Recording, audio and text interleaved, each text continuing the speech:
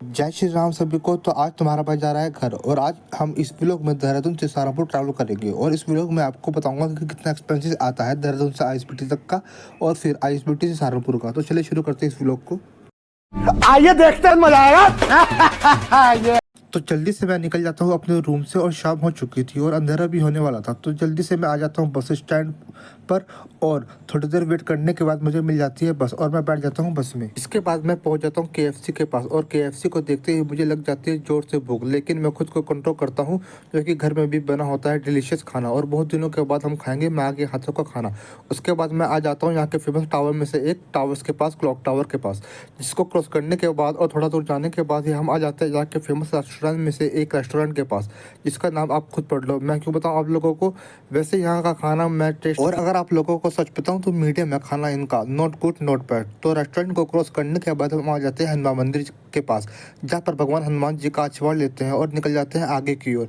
और आगे जाते ही हमें देखने को मिलते हैं यहाँ कट रहे होते हैं लोगों के चालान और वो भी रात को 9 या 9:30 बजे के आसपास।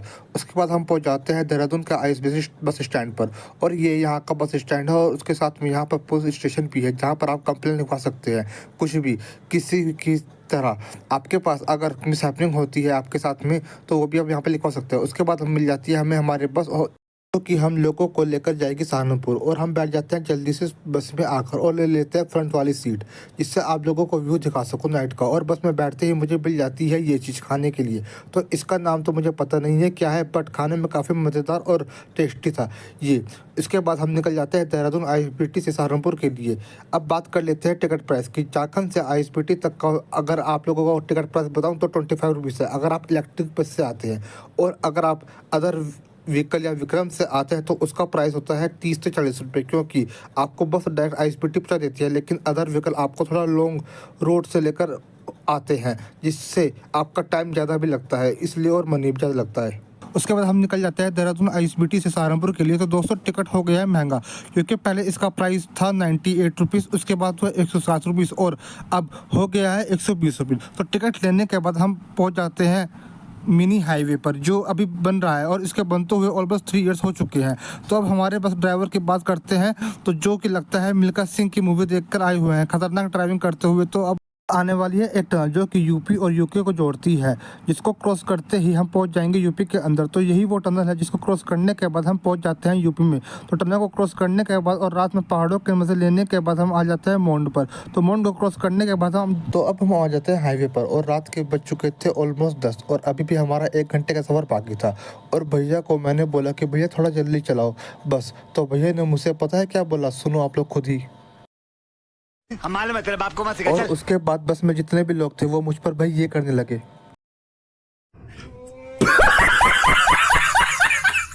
हम जा रहे हैं पकौड़े के लिए फेमस प्लेस पर, जिसका नाम है बिहारीगढ़। और बिहारीगढ़ फेमस है अपने पकौड़े के लिए, क्योंकि ऑलमोस्ट सभी लोग जो भी बाहर से आते हैं वो लोग यहाँ पर रुक कर पकौड़े जरूर खाते हैं। तो हम पहुँच गए थे बिहारीगढ़ और जैसे कि मैंने आपको बताया था बाहर से आने वाले लोग यहाँ पर रुक कर पकौड़े का आनंद जरूर लेते हैं। और आप लोग खुद ही देख सकते हैं कि रात के ऑलमोस्ट 10 बज रहे हैं और लोगों की भीड़ है अभी भी यहाँ पर। तो बिहारीगढ़ के पकौड़ों की सुगंध को लेने के बाद भूख लग चुकी थी काफ़ी अच्छे वाली। तो बिहारीगढ़ को क्रॉस करने के बाद हम आ जाते हैं छटमलपुर, जहाँ पर रात होने की वजह से ऑलमोस्ट शॉप सारी बंद हो चुकी है। तो छटमलपुर को क्रॉस करने के बाद हम आ जाते हैं हाईवे पर, जहाँ पर टोल प्लाजा बूथ है। और टोल प्लाजा पर टोल देने के बाद और उसको क्रॉस करने के बाद और थोड़ी देर चलने के बाद हम पहुँच जाते हैं गागा गैलरी, जहाँ पर छटमलपुर की तरह ही हाल था। शॉप सारी ऑलमोस्ट क्लोज हो चुकी थी और लोग अपने अपने घर जा रहे थे। तो गागा गैलरी क्रॉस करने के बाद हम आ जाते हैं अपनी सिटी सहारनपुर। इसको देखने के बाद गार्डन हो गया कि मेरा, क्योंकि मैं 3 मंथ्स के बाद घर जा रहा हूँ।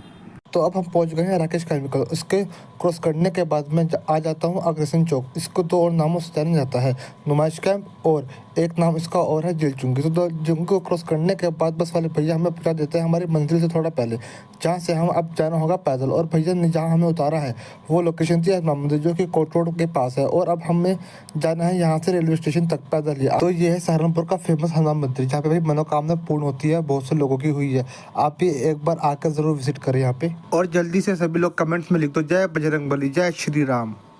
आप लोगों को एक सीक्रेट बताता हूँ, ये जो भैया है ना जो मेरे आगे आगे चल रहे हैं, ये मेरा पीछा करते हुए रेलवे स्टेशन तक आ गए हैं।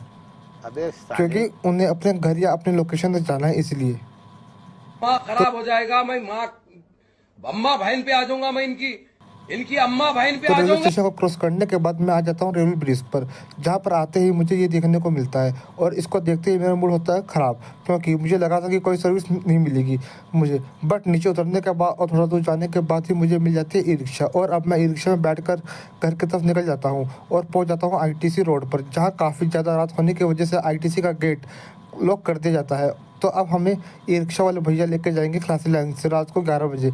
आप लोग देख सकते हैं कि 11 बजे रात को भी खलासी लाइन में कितनी रौनक है।